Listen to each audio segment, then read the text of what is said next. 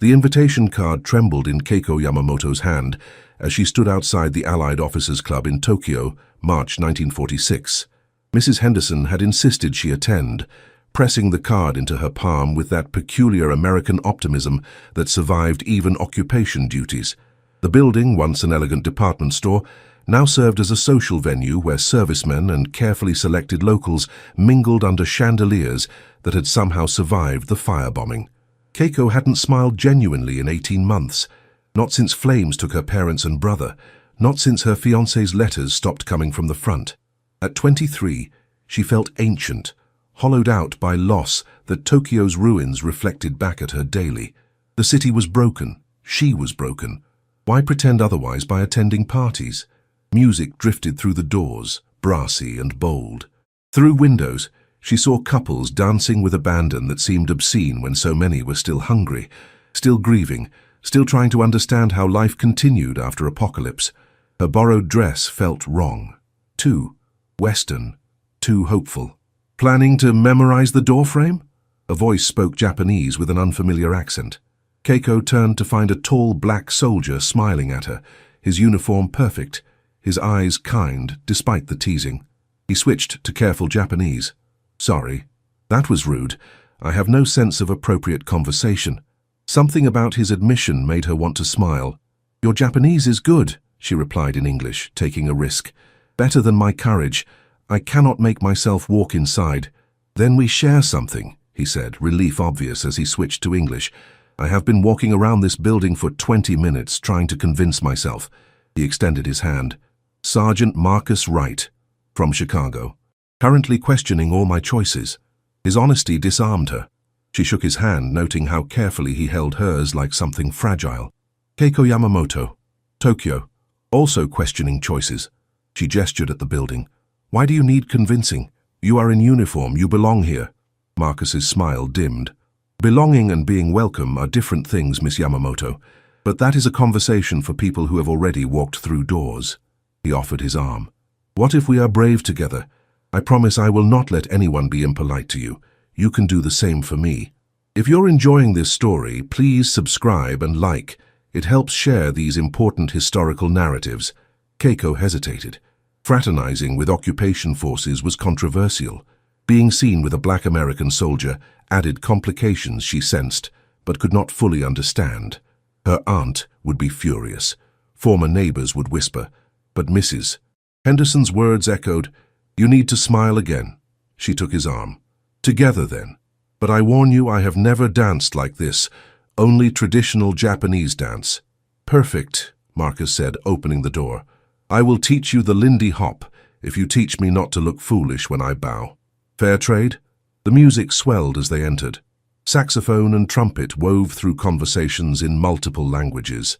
The room was enormous, ceiling high and ornate. Crystal chandeliers casting fractured light across dancers, moving in patterns that seemed chaotic yet precise. Tables along the walls held food that would have been unimaginable luxuries months ago, but the stares struck her first. Not everyone looked, but she felt a tension like weight. Some gazes were curious. Others held clear disapproval. Japanese women near the refreshment table whispered behind their hands. Marcus felt her tense. "We can leave," he said quietly, steering toward a corner. "No shame in retreat." "No." Keiko surprised herself with her firmness. "I am tired of being afraid. The war took enough. I will not let prejudice take more." Respect flickered in Marcus's expression. "Then let us give them something to discuss. May I have this dance? Though I warn you, I am only mediocre. My mother said I had rhythm, but no direction." The current song ended.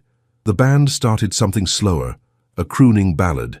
Marcus led her onto the floor with surprising confidence. For slow dancing, it is simple. I lead, you follow. We try not to step on each other's feet. Ready? No, Keiko admitted, placing her hand in his. But I am doing it anyway. Marcus's hand settled at her waist with careful respect, maintaining proper distance. The secret is not thinking about your feet. Think about the music. Let it tell you where to go. It was harder than it sounded. Her body wanted controlled, deliberate movement. This required surrender to momentum, trust in another person, acceptance of imperfection. She stumbled twice in the first minute, apologizing each time. Stop saying sorry, Marcus said gently. You are learning. He stepped lightly on her toe. See? Now we are even.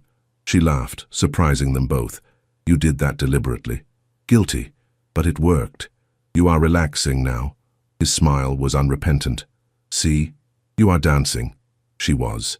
Somehow distracted by conversation, her body found the rhythm.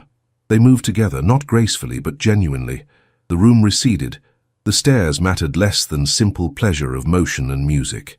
Can I ask something? Keiko said after completing a circuit. Why were you afraid? You said belonging and welcome are different. Marcus was quiet for a long moment. Because I have been in rooms where I belonged officially, but was not wanted personally. Even in uniform, some people cannot see past skin color. Tokyo is complicated for everyone, but especially someone like me. He met her eyes. Your people are figuring out how to relate to Americans as occupiers instead of enemies. My people back home are figuring out how to relate to America after fighting for a country that treats them as less than equal. I am caught between those tensions, trying to do my job, hoping nobody starts a fight I cannot win. His honesty startled her. Most Americans spoke in careful optimism. Marcus's willingness to voice doubt felt like trust. I understand more than you think, Keiko said quietly. I teach English to servicemen's wives. Some Japanese call me traitor, but what choice exists? The war ended, we lost. The only question is surviving what comes next. She paused. Some days, surviving feels like betraying everyone who died. Is that what I am? Marcus asked. The enemy? Keiko looked at him. Really looked. She saw fatigue around his eyes, hands that held her carefully, a man who admitted fear, who made self-deprecating jokes, who could have entered alone but waited for someone who needed companionship in bravery. No, she said, I do not think you are. The song ended to scattered applause. Marcus stepped back respectfully, but before Keiko could move, a voice cut through the noise. Well, look at this, Sergeant Wright making friends. The speaker was a white officer, captain's bars visible, whiskey glass in hand. His tone was jovial, but something underneath was not. Two other officers stood behind him, watching with expressions ranging from amused to uncomfortable. Marcus's posture shifted subtly. Captain Morrison, good evening, sir. Very good evening, apparently. Morrison's eyes slid to Keiko with assessment that made her skin crawl. Do not think I have seen you here before, miss. You speak English? Yes, Keiko said levelly. Mrs. Henderson invited me.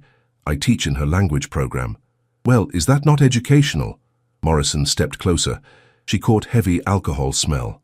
Tell me, does the language program cover dancing? Or is Sergeant Wright providing private lessons? One officer behind Morrison shifted uncomfortably. Captain, maybe we should... Should what, Lieutenant? Morrison's joviality evaporated. I am just making conversation. Being friendly to our Japanese allies. That is what we are supposed to do, right? Build bridges. He turned back to Marcus. Though some bridges are more appropriate than others, would you not say, Sergeant? The threat beneath his words was unmistakable. Keiko felt Marcus tense, saw his jaw tighten. The room grew quieter, conversations dimming as people sensed confrontation. With respect, sir, Marcus said carefully. Miss Yamamoto and I were just leaving. Early duty tomorrow. Of course you were. Morrison's smile was sharp. Would not want to wear out your welcome, either of you. Keiko's face burned as Marcus guided her away, his hand light but firm at her elbow. She felt eyes tracking them, heard whispers starting. Part of her wanted to run, but a larger part, the part that survived firebombs and starvation, refused to give Morrison satisfaction of seeing her flee. I am sorry, Marcus said once they reached the coat area, voice tight with controlled anger. I should have known better. Should have what? Keiko interrupted, taking her coat. Hidden, pretended. Let men like him decide who we talk to. She switched to Japanese, words faster than English allowed. I am tired of being afraid. During the war, it was military police. Now it is occupation officers. When does it end? Marcus looked at her with surprise and something else. Admiration, maybe. You are right, he said in Japanese, accent thick but meaning clear. I am tired too. Tired of making myself smaller so others feel comfortable. He switched to English. But I am also pragmatic. Morrison has power. He can make both our lives difficult. Friends? Keiko tested the word. We only met 30 minutes ago. True? Marcus held the door open. Cold March air rushed in. But you took my arm. You danced despite being scared. You stood up to Morrison instead of running. That is foundation of good friendship. He smiled, but it did not reach his eyes. Though I understand if you would rather not risk it. Keiko stepped into the night, Tokyo spreading before them in strange configuration of darkness and isolated lights. The city's famous neon remained extinguished, leaving streets both familiar and alien. In the distance, hammering echoed as construction crews worked through night. "Where do you live?" she asked. "I will walk with you." "Keiko, that is not—" Marcus stopped himself. "My barracks are opposite direction from where you need to go. Not safe for you to walk alone after. Then we walk in my direction, and you walk back. Unless you suggest Tokyo women cannot move through their own city." She raised an eyebrow, channeling her mother's expression for unreasonable men. Marcus laughed genuinely. "I would not dream of suggesting that. Lead on, Miss Yamamoto." They walked in silence initially, navigating rubble partially cleared but not removed, past buildings standing like broken teeth. War's physical evidence was everywhere.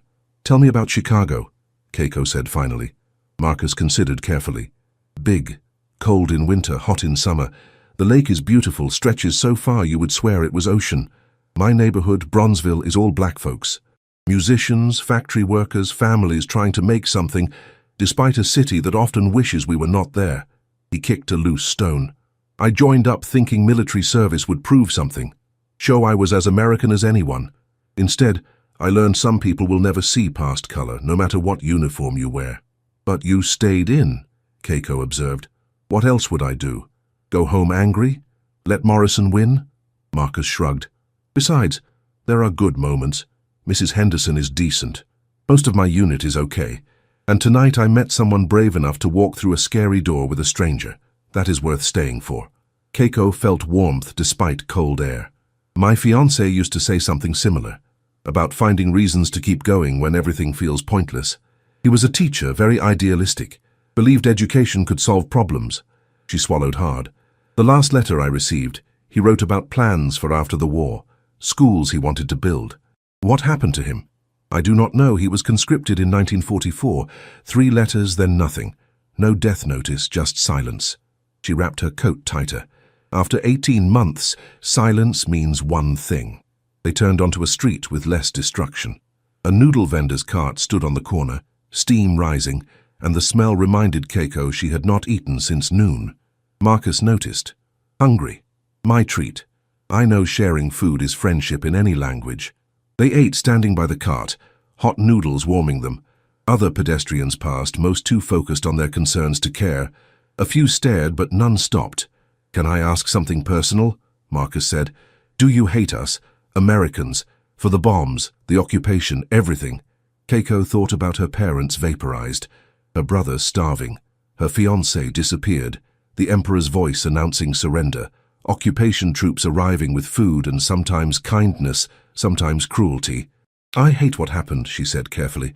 "The war, the men who started it, who prolonged it when defeat was obvious. I hate my family is gone, but hating you personally. What would be the point? You did not drop bombs, you did not start the war. You are just another person trying to survive circumstances neither of us controlled." Chapter 3. Marcus was quiet after Keiko finished, noodles forgotten as steam curled between them. The vendor had moved down the block, giving them space. In the distance, a military truck rumbled past. "That is remarkably generous," Marcus said finally. "More generous than I would be. More generous than I am in my own position." He set his bowl down.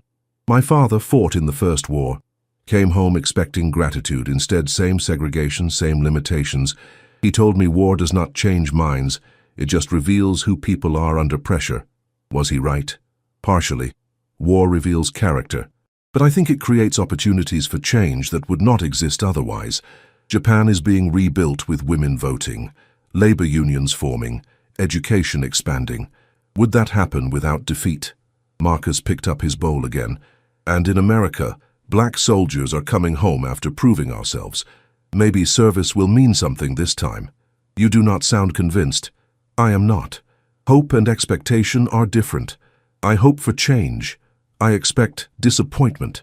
His smile was wry. "But I keep showing up. Keep doing the job." Keep believing individual moments like tonight might add up to something larger. Is that naive? I do not know. Maybe. Keiko finished her noodles. But naive might be better than cynical. My fiancé was naive. Everyone thought him foolish, but he was happier than cynics. He had purpose. The vendor returned, collecting bowls with a toothless smile and rapid Japanese. Keiko translated, "He says young people are too serious. Says we should be dancing and laughing, not talking about war. Says life is short, noodles were good, so enjoy what we can." "Smart man," Marcus said, bowing. The vendor returned the bow with exaggerated formality that made them smile. They continued walking, leaving warmth for darker streets where reconstruction had not reached. Here, destruction was nearly total, buildings reduced to foundations and twisted metal. Keiko navigated by memory, following paths existing only in her mind's map of what Tokyo had been. "Do you remember it?" Marcus asked, gesturing at emptiness. "Every detail. That rubble was a bookstore where my father bought novels. That empty lot was a shrine for New Year's. That burnt framework was my school." She pointed as they walked. "Sometimes remembering is harder than forgetting. The city in my memory contradicts the city in front of me. I see both versions simultaneously, and neither feels completely real. I understand, not from bombs, but other losses. My mother died when I was 12. Sometimes I smell her perfume or hear her laugh, and for a second she is alive. Then reality crashes back, and loss feels fresh." He kicked debris. "I used to think time would make it easier. Now I think we just get better at carrying weight." They reached a corner, where a temporary wooden structure served as neighborhood checkpoint. A young Japanese policeman sat inside, dozing, kerosene heater keeping the space warm.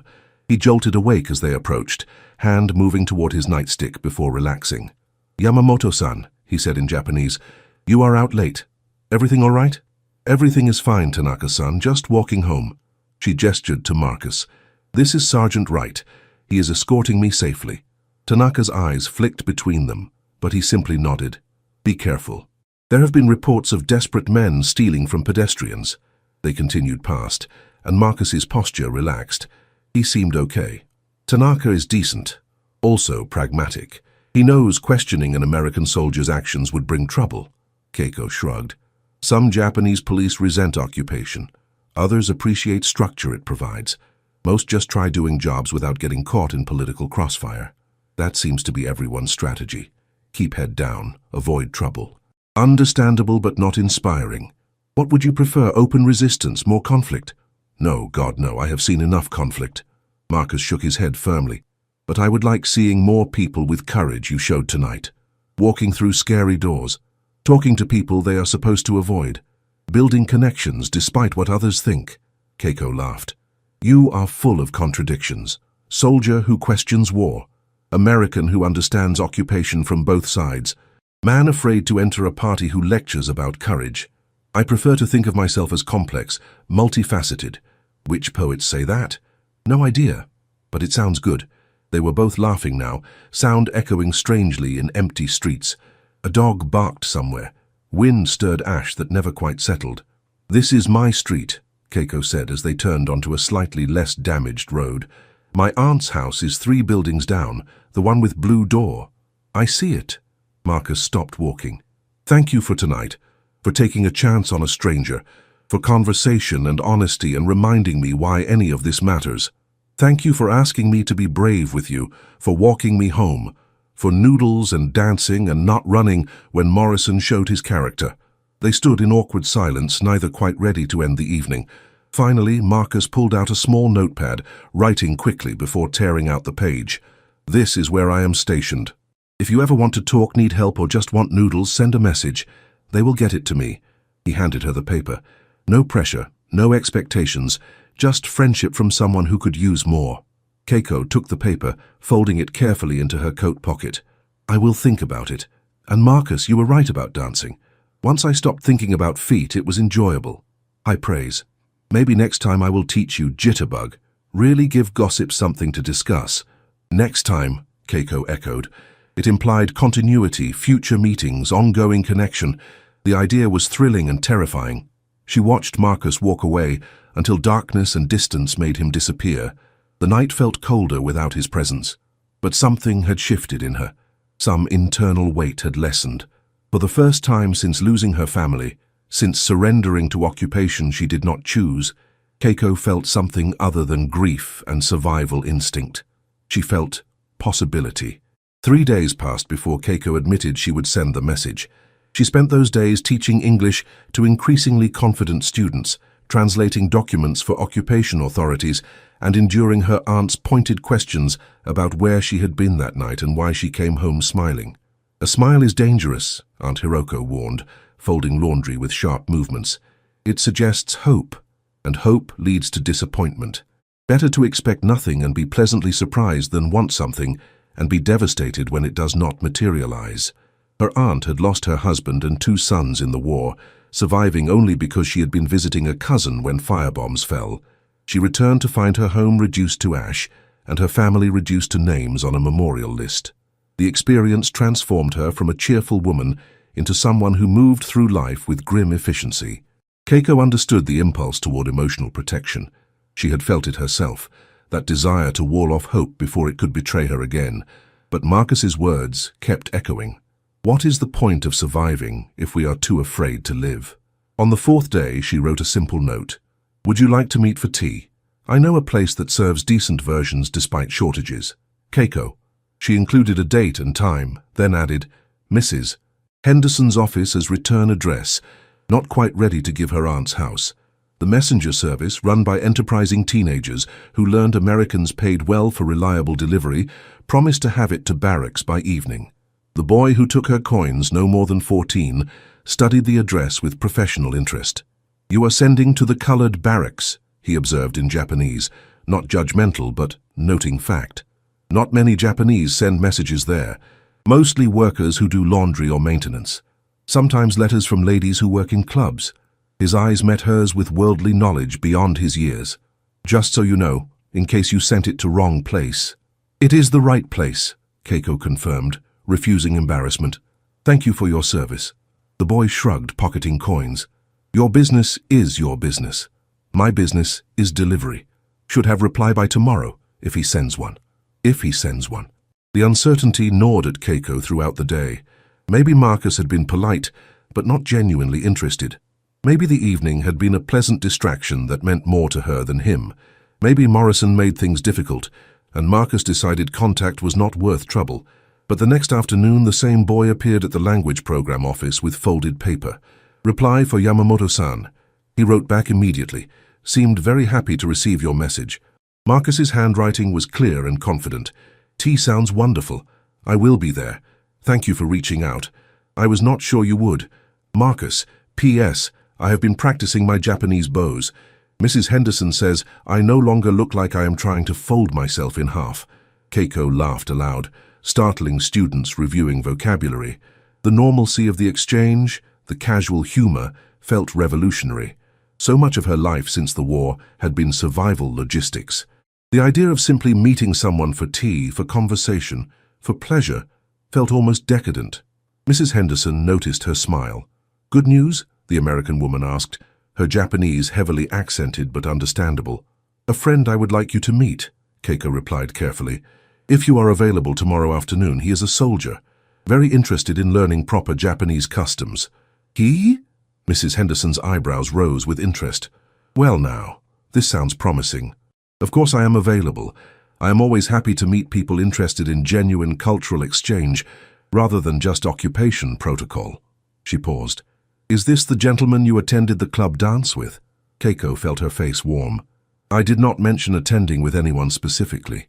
"Keiko, dear, you came to work the next day actually smiling. First genuine smile I have seen from you in months. Of course I noticed." Mrs. Henderson's expression softened. "There is nothing wrong with making friends, or more than friends if that develops. The war is over, people are allowed to live again." "My aunt disagrees." "Your aunt is grieving and protecting herself the only way she knows how. That does not mean her approach is the only valid one." Mrs. Henderson returned to organizing textbooks.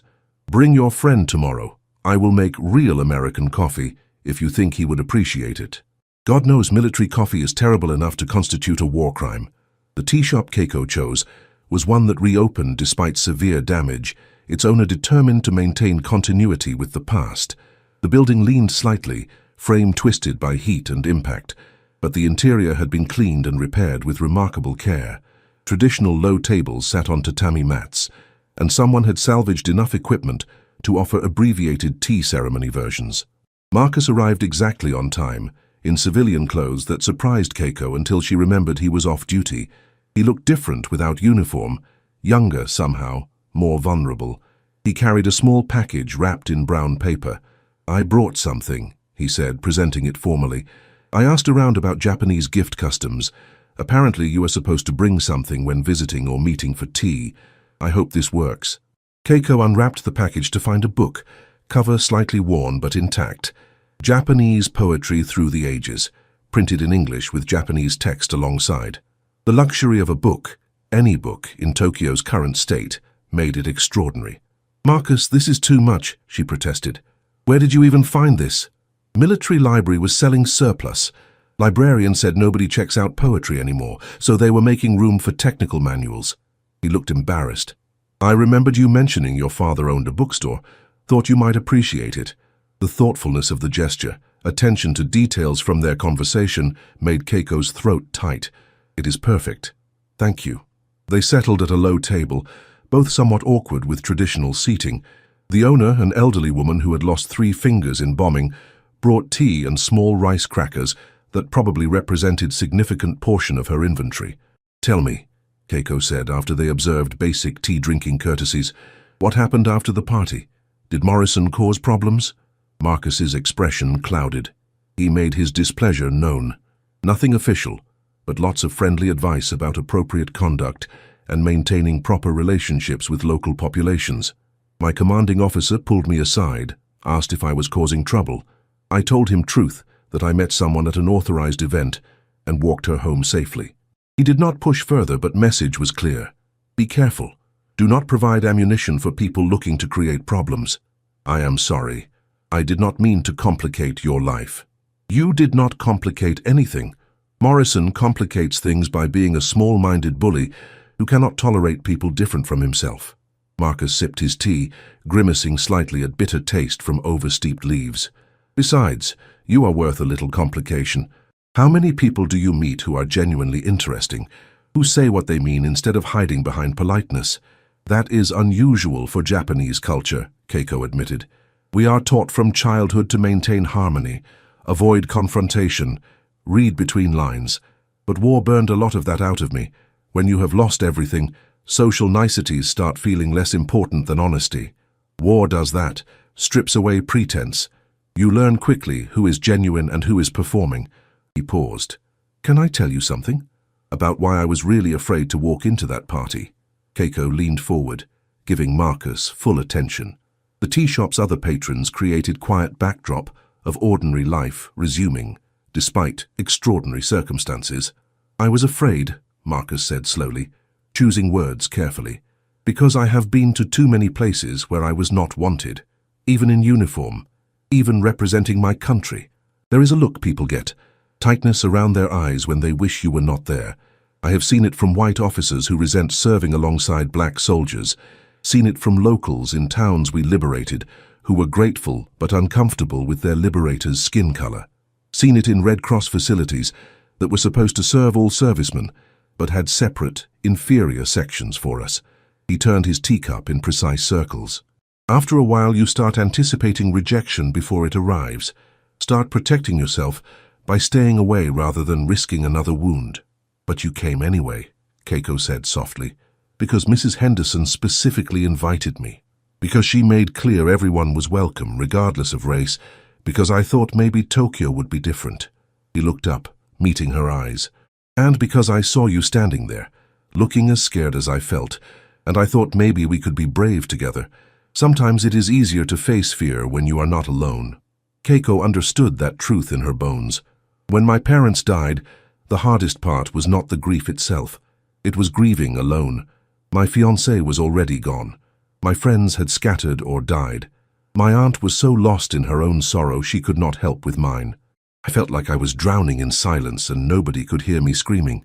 She wrapped both hands around her teacup, seeking warmth. "Mrs. Henderson was the first person who treated me like I still existed, as something other than war victim. She asked what I wanted to do, not just what I had lost.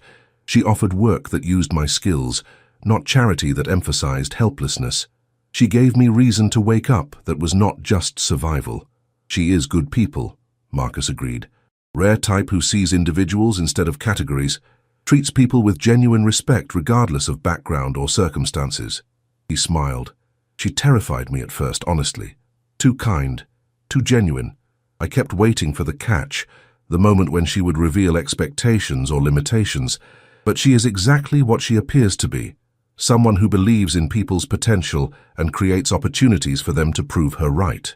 The shop owner approached with more hot water, her missing fingers managing the kettle with practiced efficiency. She said something in rapid Japanese, too quick for Marcus to follow, and disappeared back into the kitchen. She says young love is the only good thing to come from war, Keiko translated, feeling her cheeks warm. She says we should enjoy each other while we can because life is uncertain. We are not, Marcus started to protest, then stopped. Are we? The question hung between them, honest and vulnerable. Keiko thought about the dance, the walk home, the noodles shared in cold streets, the messages exchanged, the care in his gift choice, the way conversation with him felt both exciting and comfortable simultaneously. I do not know, she said truthfully. We barely know each other. We come from different worlds. We are both still carrying so much damage from war that maybe we are not capable of anything beyond damaged friendship. She paused. But I think about you. I look forward to your messages. I feel lighter when we talk. Is that love? I have no idea, but it is something, and right now, something feels precious enough to protect. Marcus reached across the table, not quite touching her hand, but close enough that she could feel warmth of his presence. I feel the same, and maybe that is enough for now. Maybe we do not need to define it or rush it or make it more complicated than it needs to be. Maybe we just keep meeting for tea and talking honestly and seeing where it goes. That sounds reasonable, Keiko agreed. Though nothing about this situation is reasonable, is it?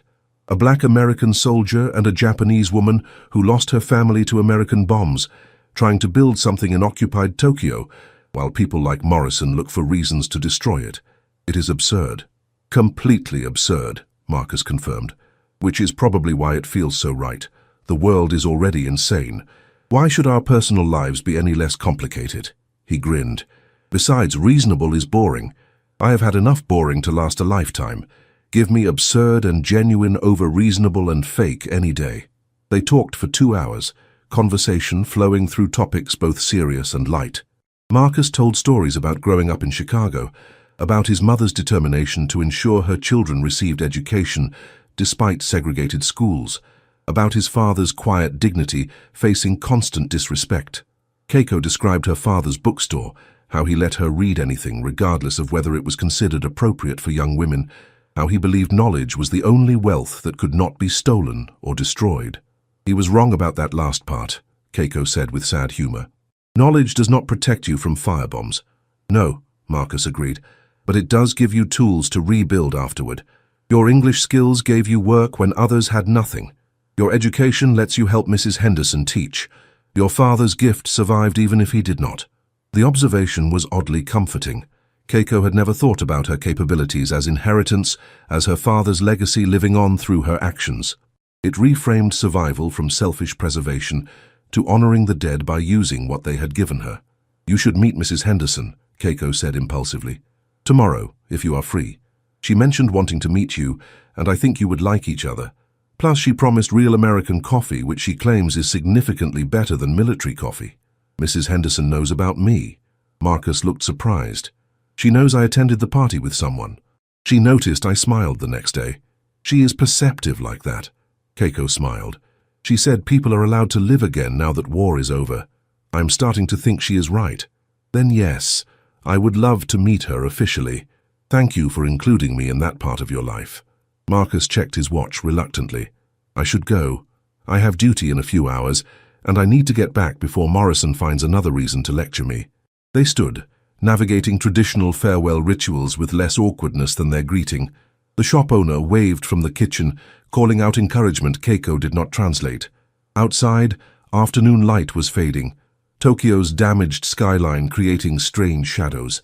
The city was still broken, still struggling, But there were more signs of life than even a month ago. More shops opening, more construction, more laughter mixed with hammering and sawing sounds. "Same time next week?" Marcus asked. "If you want to, no pressure." "Same time next week," Keiko confirmed. "And tomorrow to meet Mrs. Henderson, and whenever else we can find time." She surprised herself with boldness. "I meant what I said inside. Whatever this is, it feels precious. I want to protect it." "Me too," Marcus said, expression serious.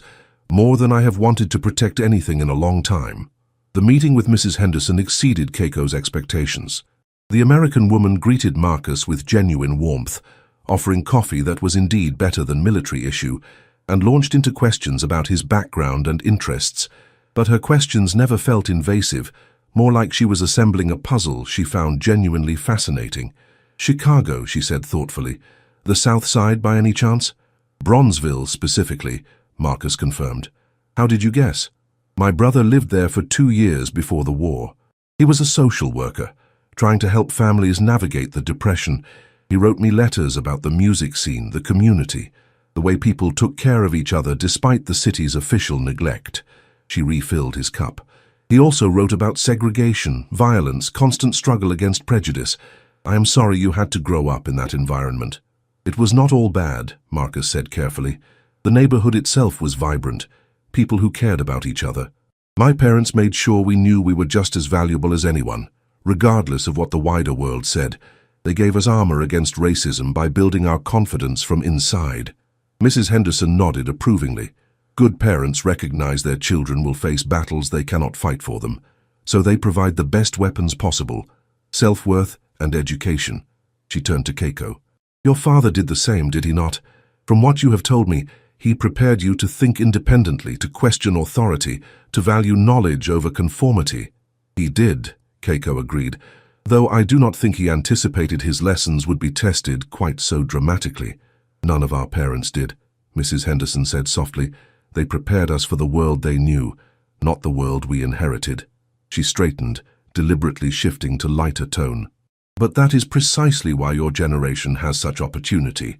You are not bound by old assumptions. You can build something entirely new if you are brave enough to try." Over the next hour, Mrs. Henderson drew out their stories with skillful questioning, creating space for both Marcus and Keiko to share experiences they rarely voiced aloud. She talked about her own complicated relationship with occupation, how she believed in helping Japan rebuild, but struggled with inherent power imbalances and cultural insensitivities of many policies. "I came here thinking I would help bring democracy and women's rights," she admitted. "And those things are happening, which is wonderful. Women voting for the first time, labor reforms, education expansion, all positive changes. But the cost is sometimes overlooked: the humiliation of occupation, loss of cultural identity, assumption that American ways are automatically superior." She shook her head. "Change can be necessary and still be painful. Liberation can be genuine and still feel like conquest." "That is exactly it," Keiko said, grateful to hear someone articulate the contradiction she felt daily. "I appreciate opportunities. I am glad women have more rights. I support democratic reforms. But I also resent assumption that everything Japanese was wrong and everything American is right. I want selective adoption, thoughtful integration, not wholesale replacement." "Which is the intelligent position," Mrs. Henderson affirmed. "Any culture has valuable elements worth preserving alongside problems worth addressing. The goal should be synthesis, not destruction." She looked at Marcus. "Similarly, America's military includes brave, honorable people like you while simultaneously maintaining segregated units and discriminatory policies. Complex institutions can be both admirable and flawed simultaneously." Marcus shifted in his seat. "The military's integration plans are moving slowly. Too slowly for people like me who have been fighting alongside white soldiers while being treated as separate and unequal. But the Supreme Court is starting to rule against segregation. Change is coming, even if it is glacial. Change always comes slower than the oppressed want and faster than the privileged can accept," Mrs. Henderson observed. "The trick is maintaining pressure while avoiding despair." She refilled their cups. "Which is why relationships like yours matter. They are not just personal connections. They are small acts of resistance against people who want to keep everything divided by color, nation, and class." Keiko and Marcus exchanged glances, both surprised by Mrs. Henderson's direct acknowledgement of their relationship as something more than casual friendship. "We are not," Keiko started. "Not yet, maybe," Mrs. Henderson interrupted gently. "But anyone with eyes can see you are moving in that direction. And before you protest or worry, I think it is wonderful. You are both decent people who have survived horrible circumstances. You deserve whatever happiness you can find." She paused. "Though I would be remiss if I did not mention you will face considerable opposition. Morrison is not the only person who will object. Some Japanese will see you as traitor, Keiko. Some Americans will see you as threatening racial hierarchies, Marcus. And the military has regulations about fraternization with local populations that could create problems." "We know," Marcus said quietly. "We have discussed it. We are trying to be realistic about challenges." "Good. Realism is important. But do not let it paralyze you." Mrs. Henderson stood, gathering cups. "I have lived long enough to learn that perfect timing and ideal circumstances never arrive. If you wait for everything to be easy, you will wait forever. Sometimes you have to build something beautiful in impossible conditions and fight like hell to protect it." After Marcus left to return to barracks, Mrs. Henderson pulled Keiko aside. "He is a good man, thoughtful, self-aware, genuinely kind. Those qualities are rarer than you would think, especially in men who have been through combat." She squeezed Keiko's hand. "I know your aunt disapproves of hope, but your mother would not have. She would have wanted you to live fully, not just survive carefully. Honor her memory by being brave." Walking home that evening, Keiko thought about her mother. Yoshiko Yamamoto had been a woman who found joy in small things: perfectly arranged flowers, children's laughter, first snow of winter. She maintained that capacity for delight, even during the war's darkest years, insisting beauty mattered precisely because ugliness surrounded them. "We do not stop being human because circumstances are inhumane," she had said. "We prove our humanity by refusing to surrender our capacity for love and joy." She said that 3 days before the firebombing killed her. Keiko had not understood then, had not seen the point of flowers when people were starving, of laughter when bombs were falling, of maintaining hope when defeat was inevitable. But standing in Tokyo's slow resurrection, feeling something like happiness stirring in her chest for the first time in 18 months, she finally grasped her mother's wisdom. Survival was not enough. Living required risk. Joy demanded vulnerability. Love necessitated courage. The following weeks established a pattern. Marcus and Keiko met twice weekly, sometimes for tea, sometimes for walks through Tokyo's rebuilding neighborhoods, occasionally joining Mrs. Henderson's cultural exchange gatherings, where occupation personnel and Japanese civilians awkwardly attempted cross-cultural understanding. They talked about everything: their pasts, their dreams, their fears, their observations about the strange world they inhabited. Marcus taught her American slang and swing dance basics.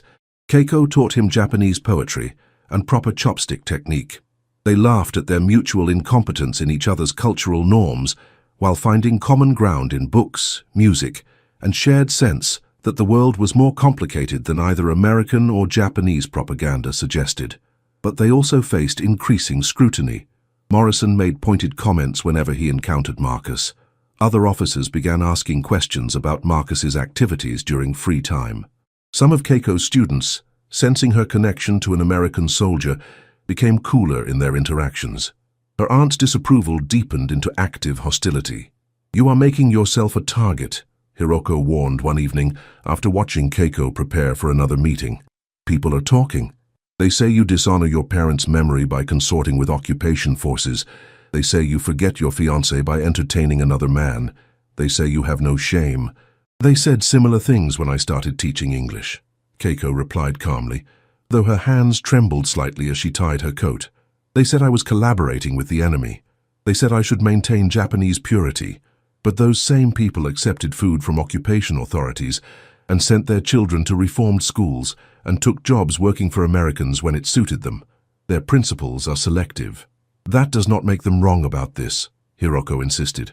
"A Japanese woman with a black American soldier. Do you understand how that looks? The scandal it creates? I understand perfectly. I also understand I have spent 18 months being careful, being appropriate, being what everyone expects, and I am exhausted. Keiko met her aunt's eyes directly. Marcus makes me feel alive again. He listens when I talk. He shares his own struggles honestly. He treats me like a person, not a victim or a political statement. I will not apologize for that. Your mother would be ashamed, Hiroko said, voice breaking. No, Keiko said firmly. My mother believed in choosing joy despite circumstances. She believed in living fully, not just surviving safely. She would want me to be happy, even if happiness comes in unexpected forms. She left before her aunt could respond, stepping into spring evening where cherry blossoms were beginning to bloom despite the surrounding destruction. The contrast was striking, delicate beauty emerging from ruins, life insisting on continuity despite war's best efforts at annihilation. Marcus was waiting at their usual meeting spot, a partially rebuilt park where children played among rubble and families picnicked on salvaged blankets. He smiled when he saw her, the kind of unguarded expression that still surprised her with its openness. Bad day? He asked, reading tension in her posture. My aunt, Keiko said simply. She is worried about scandal, about what people are saying. Are they saying terrible things? Marcus's expression grew serious. Some are. Others do not care. Most are too focused on their own survival to worry about my personal life. She sat on a bench they had claimed as their own over the past weeks. But yes, there is talk. About me dishonoring my family. About you overstepping boundaries. About us creating problems. Marcus sat beside her, careful to maintain respectful distance even though they were relatively alone. We can stop meeting if it is causing you real trouble. I do not want to make your life harder. No, Keiko said immediately. That is exactly what people like Morrison and my aunt want. For us to surrender to their fear and prejudice. For us to accept their limitations as inevitable. She turned to face him.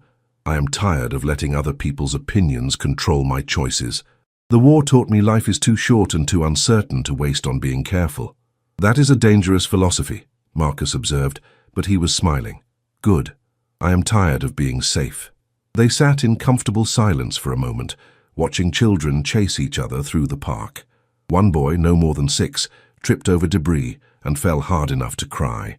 His mother rushed over, checking for injuries, before pulling him into a hug that spoke of relief and love that transcended the moment. I want that, Keiko said quietly. Someday. Not now, not soon, but eventually. I want normal life again. Family. Children. Simple joys that do not require explaining or defending. With someone like me? Marcus asked carefully. Or just in general? Keiko considered the question seriously. I do not know yet. We are still learning each other. Still figuring out if what we feel now can survive external pressure and internal doubts. She paused. But I want the possibility. I want to explore what this could become without predetermined limits. That is fair, Marcus agreed. And honestly, I feel the same. I care about you, Keiko, more than I expected to care about anyone, especially in these circumstances. But I also recognize we are still navigating complicated terrain. He gestured at the destroyed city around them. Everything is uncertain right now. My deployment could change. Your situation could evolve. External forces could intervene in ways we cannot control. So what do we do? Keiko asked. We keep being honest. Keep meeting when we can. Keep building something real despite the obstacles. Marcus reached out, finally taking her hand in his. We stop worrying about what we call it or where it is going and just experience it as it happens. His hand was warm, calloused from work, gentle in its touch. Keiko felt her heart accelerate, not from fear but from recognition that this moment mattered, that choices made now would echo into whatever future they managed to build. Okay, she said simply. Let us do that. They stayed in the park until sunset painted Tokyo's ruins in shades of gold and red, making destruction look almost beautiful. Other couples, mostly Japanese but some mixed occupation local pairings, emerged as evening progressed. Keiko noticed they were not the only ones navigating complicated relationships. The world was changing, whether people like Morrison and her aunt accepted it or not. Walking home alone later, Keiko felt something shift inside her. Not resolution exactly, but acceptance. She could not control what people thought or said, could not prevent judgment or scandal, could not guarantee this relationship with Marcus would survive external pressure or internal challenges. But she could choose how she responded to uncertainty. could decide whether to retreat into safe isolation or advance into risky connection. Her mother had chosen joy until the very end. Keiko would honor that choice by doing the same. Spring transformed into early summer, and Tokyo's reconstruction accelerated. Buildings rose from rubble, streets cleared of debris, markets expanded beyond black market desperation into something approaching normal commerce. The city was healing slowly and imperfectly, but healing nonetheless. Keiko and Marcus's relationship evolved alongside the city's recovery. They moved beyond careful friendship into something deeper, though neither rushed to define it precisely. They held hands publicly now, facing stares and whispers with united indifference. They introduced each other to their respective worlds, Marcus bringing Keiko to jazz performances at the Colored Servicemen's Club, Keiko bringing Marcus to traditional festivals that had resumed despite occupation. Mrs. Henderson became their advocate and protector, running interference when official inquiries arose about fraternization policies. She argued convincingly that cultural exchange programs required genuine interaction, that building understanding between American and Japanese populations meant allowing personal connections to form naturally.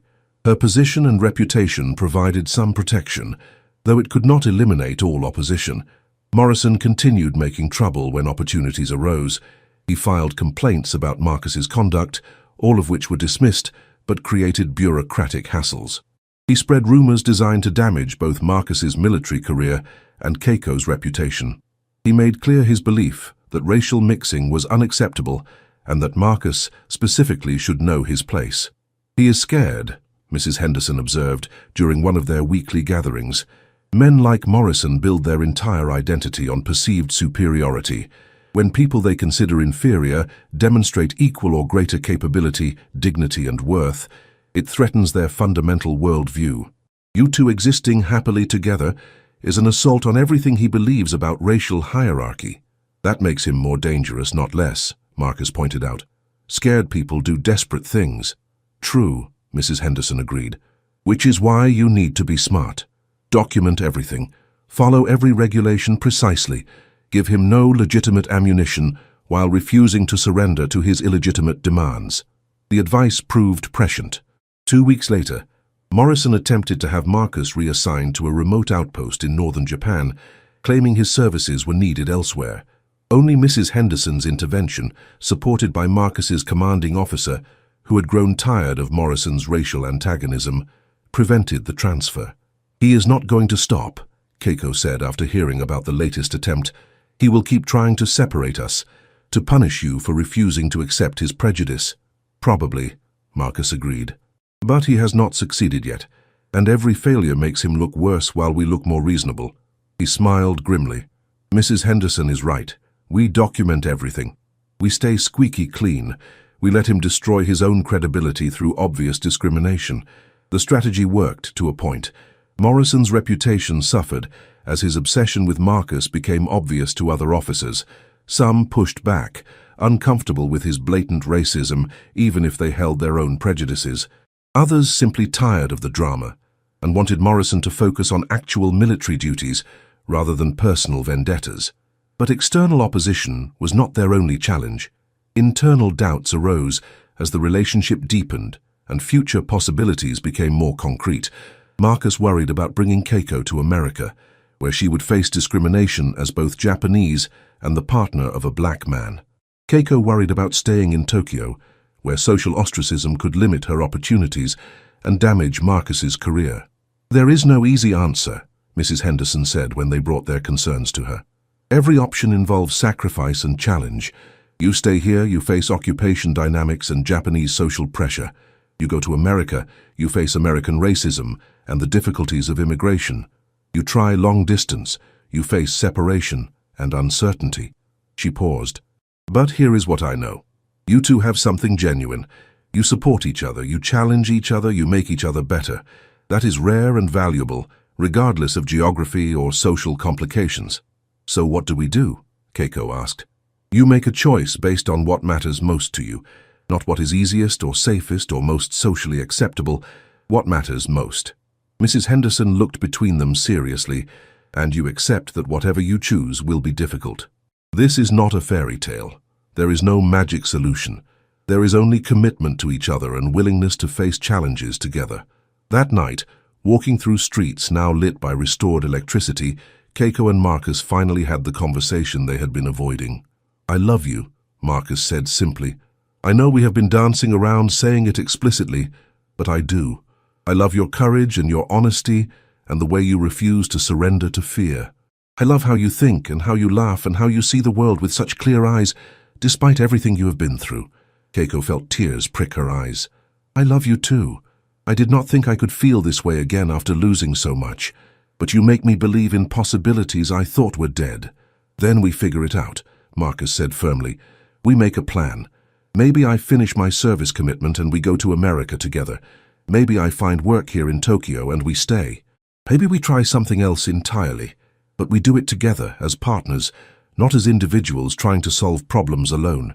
"Together," Keiko agreed, the word feeling like a promise and a prayer simultaneously. They stood in the middle of a rebuilt street, surrounded by evidence that destruction was not permanent, that healing was possible, that new beginnings could emerge from endings. Tokyo had fallen and was rising. They had been broken and were healing. The future was uncertain, but they would face it together. Above them, stars emerged in a sky no longer obscured by bombing smoke or fire ash. The same stars that had watched Tokyo burn now watched it rebuild. The same possibilities that seemed impossible a year ago now felt achievable. Not easy, never easy, but possible. And possibility, Keiko realized, was enough. More than enough. It was everything. 6 months after their first meeting, Marcus and Keiko stood together at a small ceremony in Mrs. Henderson's office. It was not an official wedding. Japanese law and military regulations made that impossible for now, but it was a commitment ceremony she had organized with characteristic determination and disregard for bureaucratic obstacles. "You two have proven something important," Mrs. Henderson said to the small gathering of supportive friends, both Japanese and American, who had become their chosen family. "You have proven that love is stronger than prejudice. That connection can bridge cultures. That individuals can refuse to accept the limitations society tries to impose." She smiled. "You have also proven that I am an excellent matchmaker, though you did most of the work yourselves." Laughter rippled through the room. Even Keiko's aunt had come, still disapproving but softening slightly in the face of obvious happiness and genuine partnership. She stood in the back, arms crossed, but she had come. That mattered. Marcus held Keiko's hands, speaking in careful Japanese he had practiced for weeks. "I promise to honor you, to support your dreams, to face challenges with you, not for you, to build a life together that respects both our cultures while creating something uniquely ours." Keiko responded in English, her words equally prepared. "I promise to trust you, to share burdens and joys equally, to remember that we are partners, not saviors for each other, to create a future that honors our pasts without being imprisoned by them." They exchanged simple rings, nothing fancy or expensive, just tangible symbols of intangible commitment. As Marcus slipped the ring onto Keiko's finger, she thought about everything that had brought them to this moment. The war, the losses, the occupation, the chance meeting at a dance she almost did not attend, the courage to walk through scary doors together. "You may kiss," Mrs. Henderson said, abandoning all pretense of traditional ceremony. Marcus leaned down, and Keiko rose to meet him. The kiss was gentle, careful, full of promise and hope and acknowledgement that they were creating something new in the ruins of what had been. When they separated, applause filled the small office, genuine and warm. Later, at a modest celebration in the same tea shop where they had shared their first meal, friends offered toasts and stories. Some spoke about personal journeys from prejudice to acceptance. Others shared observations about changing Tokyo, changing America, changing world. All agreed that witnessing Marcus and Keiko's relationship had expanded their own understanding of what was possible. Morrison did not attend, obviously, but his absence felt more like victory than loss. He had been reassigned to administrative duties after his harassment became too obvious to ignore. His career had stalled while Marcus's had advanced. Justice was slow and imperfect, but it sometimes arrived. As evening progressed and guests departed, Marcus and Keiko found themselves alone at their claimed table, the same spot where they had first talked honestly about fear and hope and possibility. "How do you feel?" Marcus asked. Terrified, Keiko admitted. And happy. And uncertain. And confident. All simultaneously. That seems appropriate, Marcus said, taking her hand. We are starting something unprecedented in both our lives, creating a relationship that neither culture fully accepts, building a future with no clear blueprint. But we are doing it together, Keiko said. That makes it less terrifying. Agreed. Together is always better than alone. They sat in comfortable silence, watching Tokyo's nightlife unfold around them. The city had come so far in 1 year. So had they. Both still showed scars. Both still faced challenges. But both were healing, growing, creating new possibilities from old wounds. Thank you, Keiko said suddenly. For what? For asking me to be brave that first night. For walking through scary doors with me. For refusing to let fear make our decisions. She squeezed his hand. For giving me reasons to hope again. Thank you for the same, Marcus replied. And for teaching me that endings can become beginnings. That destruction can create space for new growth. That love can exist even in impossible circumstances. The tea shop owner approached, elderly woman who had witnessed their entire courtship unfold at her tables. She spoke in rapid Japanese, smiling broadly. She says we give her hope, Keiko translated. She says watching us made her believe in Tokyo's future. If we can build something beautiful in ruins, so can the city. Tell her thank you, Marcus said. And tell her that her tea and her kindness were part of what made this possible. Small acts of acceptance matter as much as grand gestures. Keiko translated, and the woman bowed deeply, tears in her eyes. She bustled away, returning moments later with sweet rice cakes she had been saving for special occasions. On the house, she said in broken English, for luck, for happiness, for future. They ate the cakes slowly, savoring both taste and symbolism. Sweet after bitter, celebration after mourning, future after past. When they finally left, stepping into Tokyo's warm summer night, they walked hand in hand through streets they had navigated so many times before. But everything looked different now. Not because the city had changed that much, though it had. Not because their relationship had suddenly transformed, though it had formalized. But because they saw it all through eyes shaped by shared experience, mutual support, and commitment to face whatever came together. Where to now? Keiko asked, as they reached a crossroads, literal and metaphorical. Forward, Marcus said simply. Together, one step at a time, building something worth protecting. Forward, Keiko agreed. Together. They chose a direction and walked, two people creating one path, their shadows merging in streetlight glow. Behind them, Tokyo continued its reconstruction. Ahead, the future waited, uncertain but no longer frightening, because they were not facing it alone. And that, Keiko realized, was the entire point. War taught lessons about destruction. Peace taught lessons about reconstruction. But love taught that the bravest thing anyone could do was trust another person enough to build something together, knowing it could fail, choosing to try anyway. Her mother had been right. Joy mattered precisely because ugliness existed. Hope mattered precisely because despair was easy. Love mattered precisely because hate was common. They had walked through scary doors together. They had danced despite fear. They had built something beautiful in impossible conditions. Now they would protect it. Together. Always together. The night embraced them, warm and full of promise, as Tokyo dreamed its complicated dreams of past and future, destruction and creation, endings and beginnings. And in that embrace, two people who had every reason to surrender to bitterness instead chose hope. That was their victory. That was their story. If you enjoyed this story and others like it, please like, subscribe, and drop a comment below, sharing what resonated with you most. Your engagement helps bring more of these untold historical narratives to light.